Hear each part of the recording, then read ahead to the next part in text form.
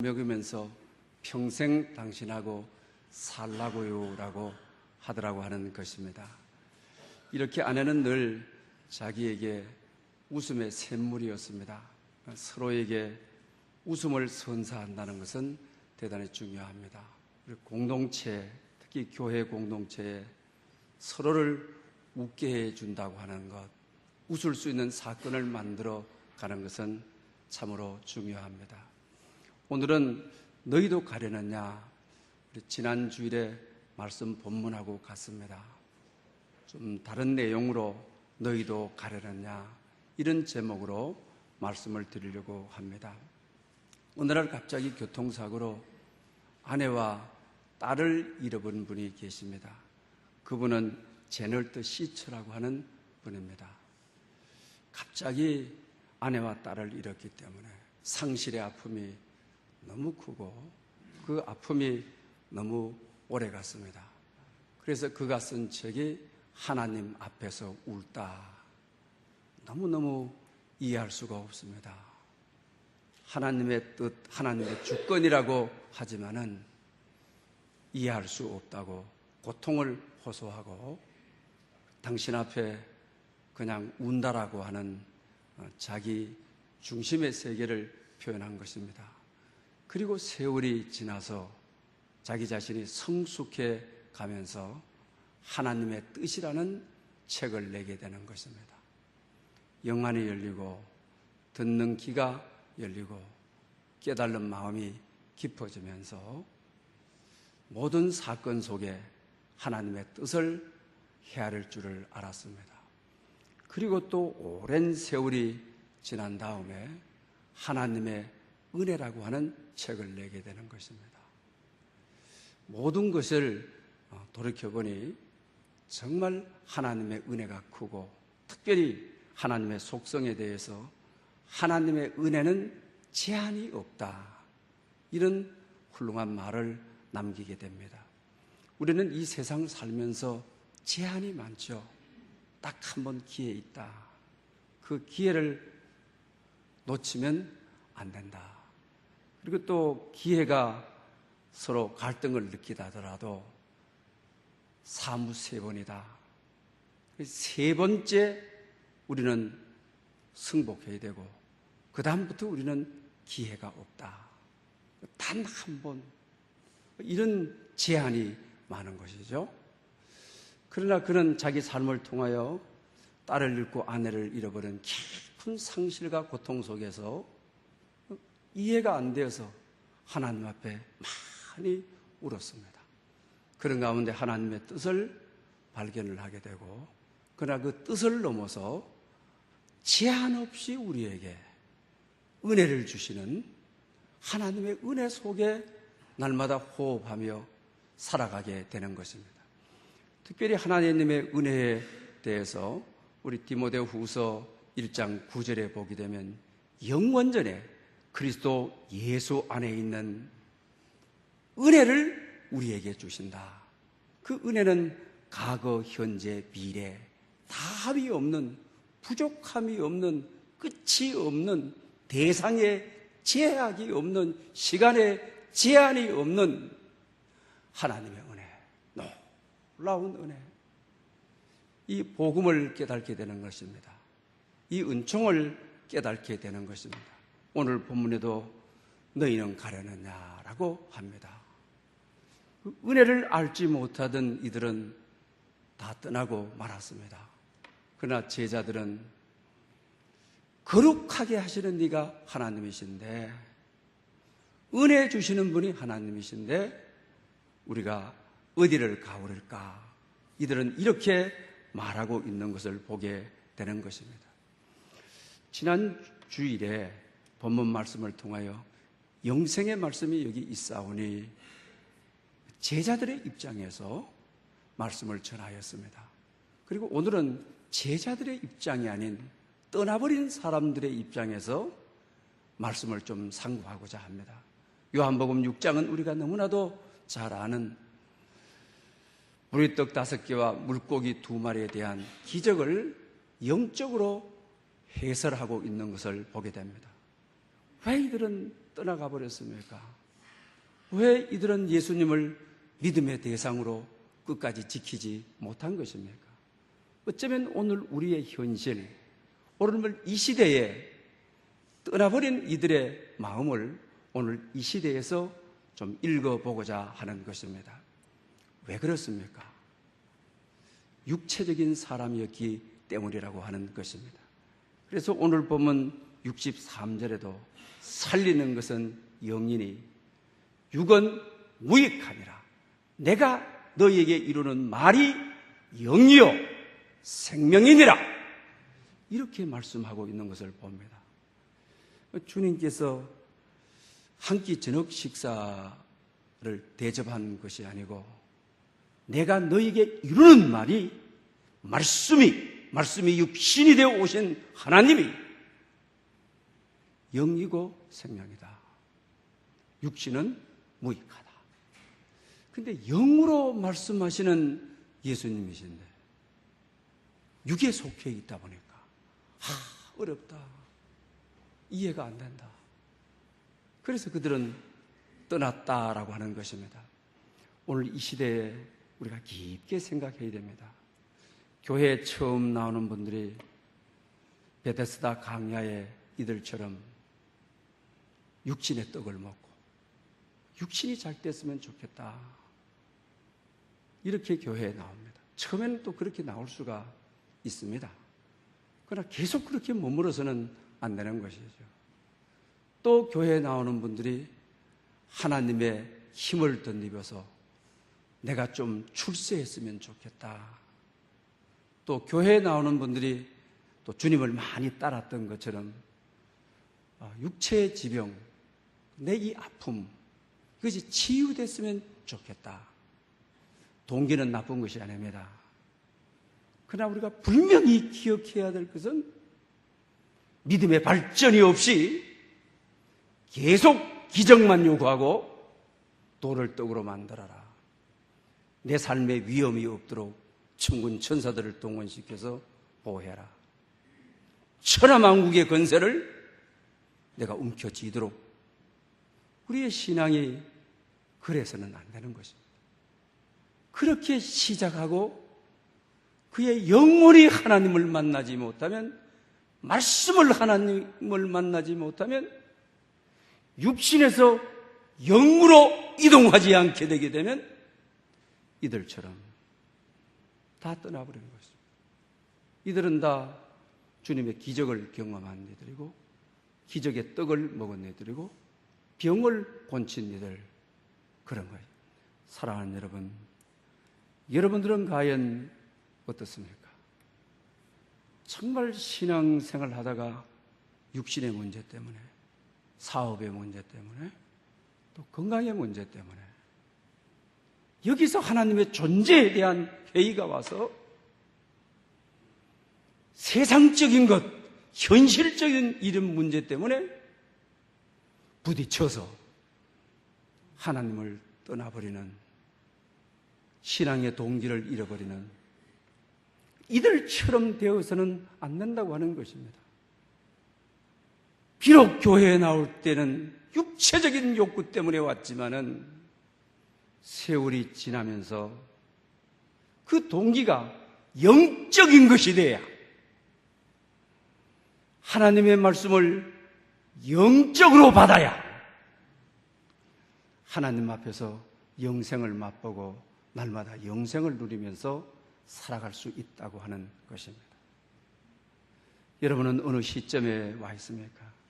또 이런 문제 때문에 오늘도 고민하며 아파하고 내 방향대로, 내 현실대로 세속적이고 현실적이고 너무 육체적인 것인데 여기서 매여 신앙이 흔들려진다면 이건 주님께서 기뻐하지 않는다고 하는 것입니다.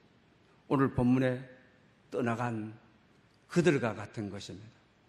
오늘 본문에 가룟 유다에 대한 배반에 대한 예고가 기록되어 있는 것을 보게 되죠. 교회사에서 가룟 유다에 대한 연구가 많았습니다. 이런 연구를 한번 읽어본 적이 있습니다. 가룟 유다는 선교를 담당한 굉장히 12제자 가운데 책임 있는 제자였습니다. 예수님을 팔려고 하는 의도가 돈의 문제가 아니었다라고 하는 연구입니다. 예수님은 돌을 떡으로 만들어서 그리고 오병이어의 기적을 행해가지고 정말 남자만 5,000명을 먹이고 12강줄기가 남는 이스라엘의 민심을 얻는다고 하는 것은 경제 문제입니다. 오늘 우리 시대에도 마찬가지입니다. 표를 얻는다고 하는 것은 경제 문제가 굉장히 중요한 겁니다. 그러면 가룟 유다가 봤을 때 주님을 유대 왕으로 몰아가게 되게 되면 이스라엘의 경제 문제를 해결할 수 있겠다. 그 다음에 또 그분은 혁명가였습니다. 바리새인들하고 어느 누구도 바리새인들의 말을 논쟁하거나 그렇지 않은데 아주 당당하게 건세 있게 말씀하시는 저분이 혁명을 일으킨다고 한다면 이 나라 이 민족의 왕이 될 수 있겠다. 그러니 예수님을 어떻게 하든지 십자가로 몰게 되게 되면 그 당시 십자가는 로마인으로 태어나기만 해도 십자가 지지 않거든요. 그러니 저분을 십자가 질 수 있도록 그 직전까지 몰고 가게 되면 십자가는 거부할 거다. 십자가는 안 질 것이다. 그러면 경제 문제를 해결하는 것으로 돌아설 것이고 혁명가로 돌아서게 될 것이고 그래서 이 민족의 로마로부터 압제로부터 해방시킬 것이다. 그렇게 했다는 것입니다. 그런데 팔아가지고 거기까지 몰고 갔는데 주님이 돌아서가지고 경제 문제를 해결하고 혁명가로 가는 게 아니고 십자가를 그냥 져버리시는 거예요. 그래서 가룟 유다는 가책을 느끼고 정말로 후회하고 그리고 나중에 가서 자살하는 자결로 끝나게 되었다는 것입니다. 이건 역시 가룟 유다에 대한 그럴듯한 해석 아닙니까? 그럴 수도 있겠다라는 마음이 여러분 들지 않습니까? 이건 어디서 출발하고 있는 것입니까?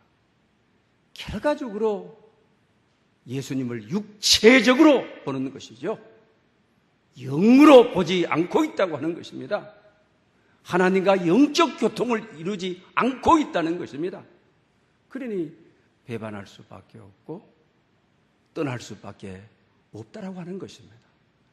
그러므로 신앙생활의 핵심은 내가 너희에게 이루는 말이 영이요 생명이다. 영은 살리는 것이요 육은 무익하니라. 그러니 우리가 영적 발전을 이루지 못하고 무엇을 먹을까 마실까 입을까 이 걱정 속에만 그 육체적인 것만 생각하고 있으니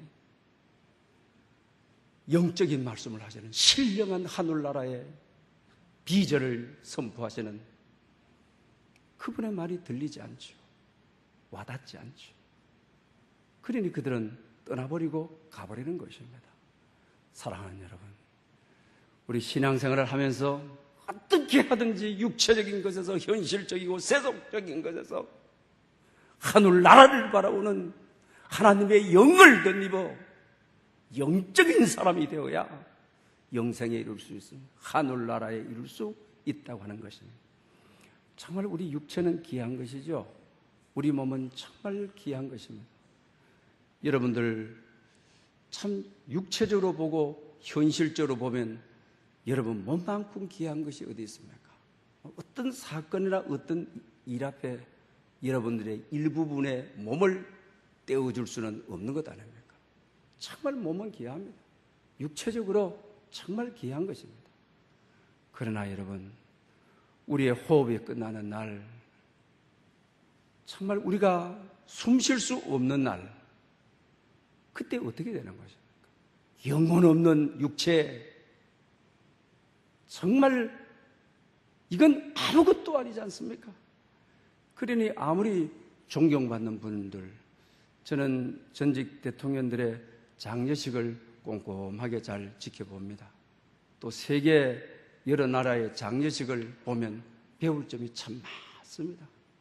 세계를 당당하게 그냥 막 건세를 누리던 사람들도 호흡이 끝나니까 영혼 없는 몸이 되어버리니까 간 속에 들어가고, 그 다음에 거기 장례 치르는 분들이 간 위에 올라가가지고 그냥 막 사정없이 밟아대는데, 살아있을 것 같으면 영혼 있는 몸이면 절대로 생명 있는 몸에게, 이 영웅들에게, 이 통치자들에게 누가 과연 그렇게 합니까? 그러니 여러분, 영혼의 문제, 생명이 귀한 것입니다. 그래서 우리가 신앙생활을 할 때 영이 중심이 되어 신앙생활을 해야 영혼 있는 몸이 되고 정말 영혼 있는 육체가 될 수 있다고 하는 거예요. 그래서 주님께서도 말씀하시기를 내가 이루는 말이 영생이요 생명이다, 이렇게 말씀하고 있는 것을 보게 되는 것입니다. 인도의 성자였던 선다싱, 여러분들 이야기를 잘 들으셨을 것입니다. 이런 힌두교에서 분파했던 시크도 교인이었죠. 그런데 이분이 14세 때에 우리 선교사들과 또 선생님들이 보는 앞에서 이 복음서를 하나씩 뜯어서 불을 지르는 아주 성격이 개팍하였습니다.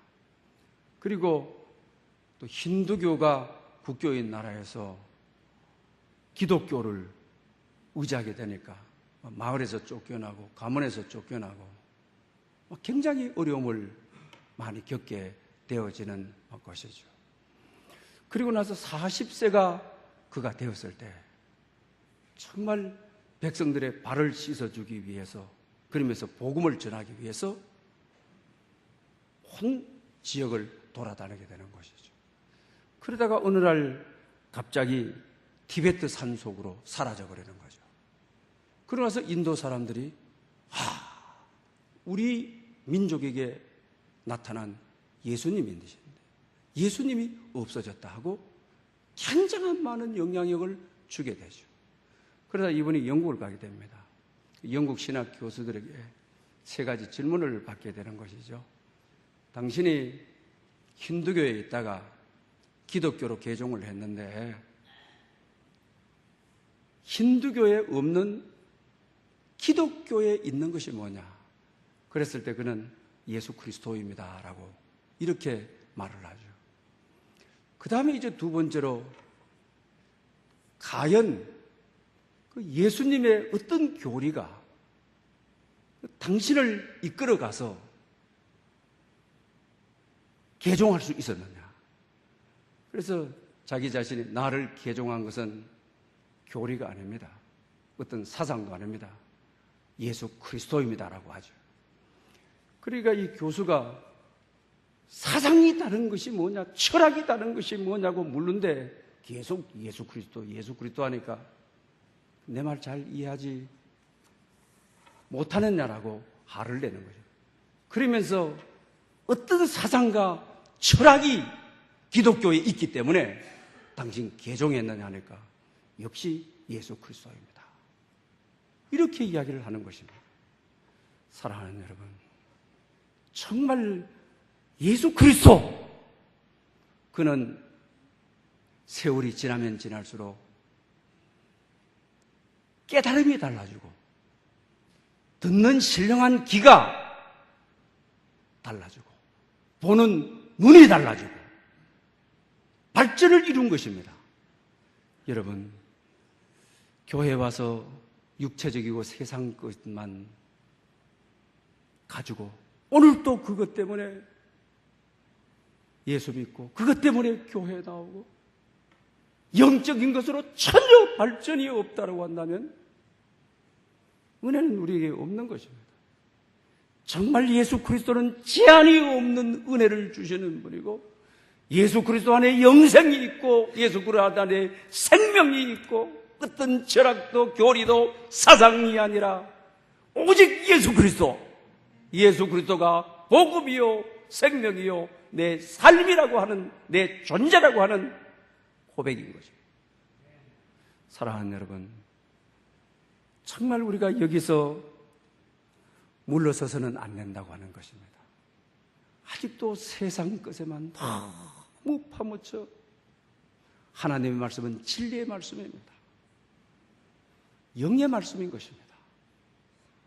영의 말씀으로 발전되어 가야 무엇을 먹을까 입을까 마실까 염려하지 말아라.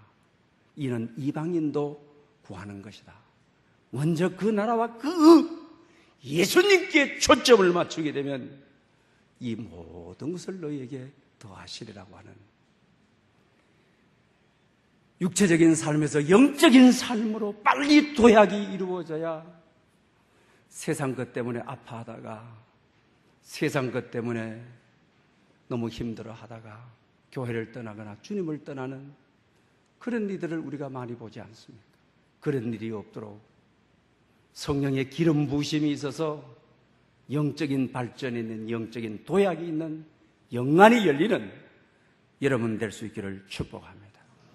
그리고 두 번째로는 이들이 자세가 너무 소극적이라고 하는 것이죠. 왔다가 이들은 표적을 구하는 거죠.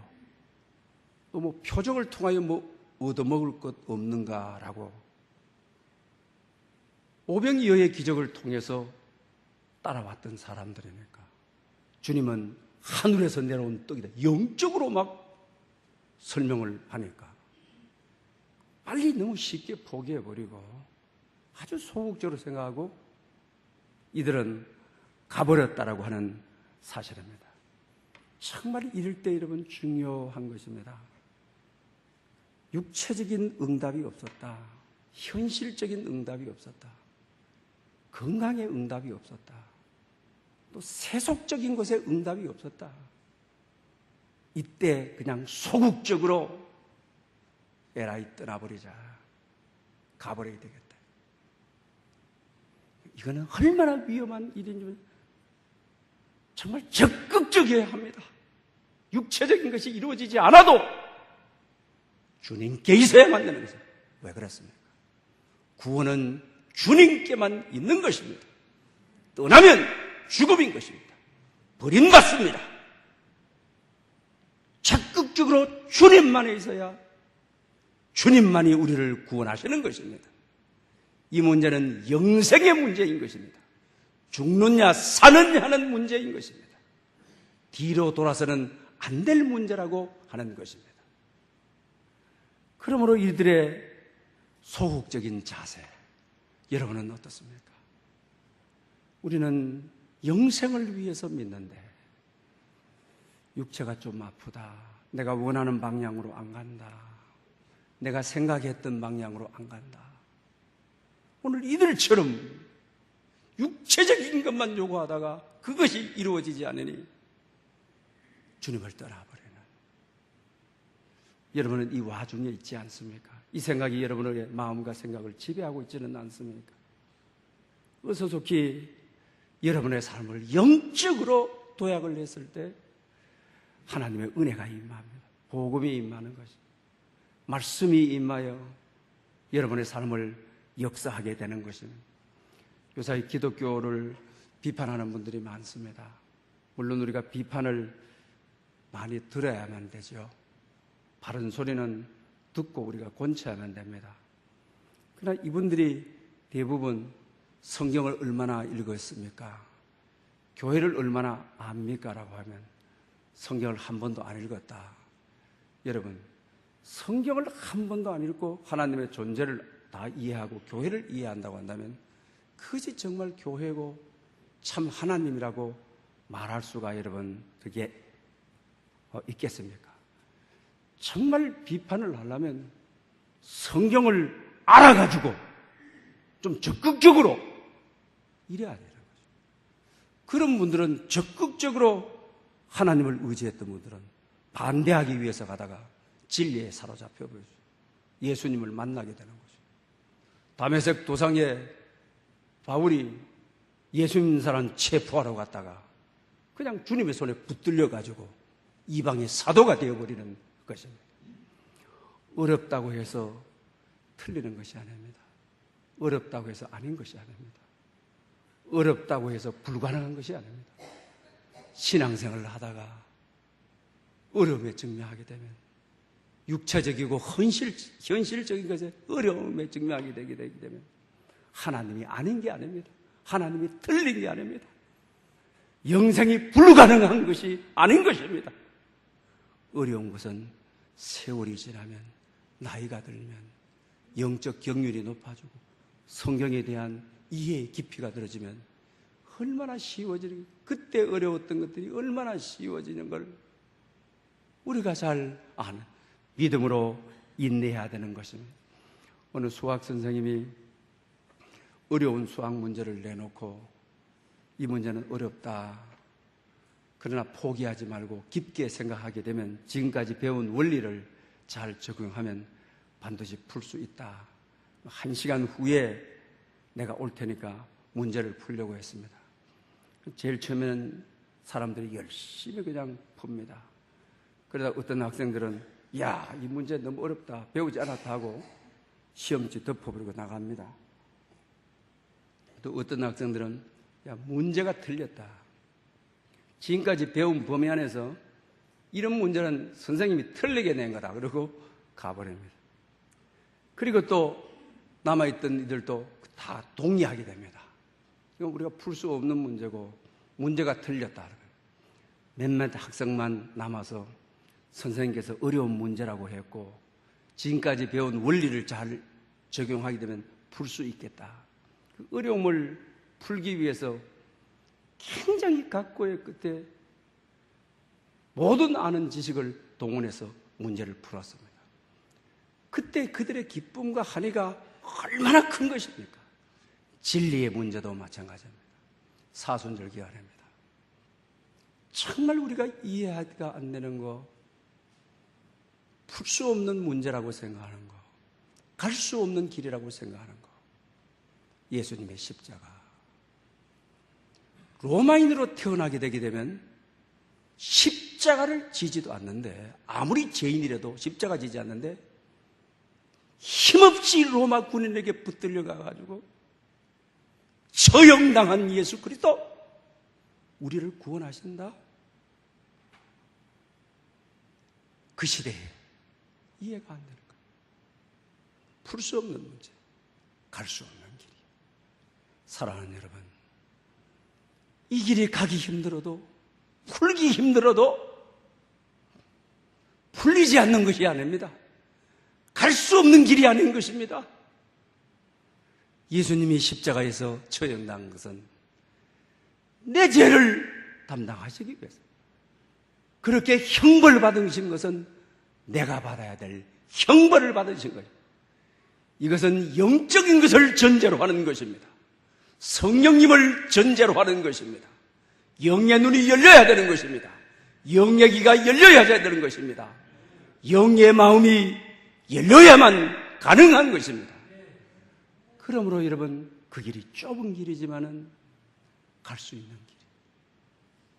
풀리지 않을 것 같지만은 내 영혼을 새롭게 하고 내 죄가 다 그에게 담당되고 내가 받아야 될 형벌을 그분이 다 풀 수 없는 문제가 아니라 내 삶의 모든 묶음으로부터 해방시켜주는, 사탄이 나를 얽어매고 있는 모든 죄로부터 해방시켜주는 놀라운 복음이죠.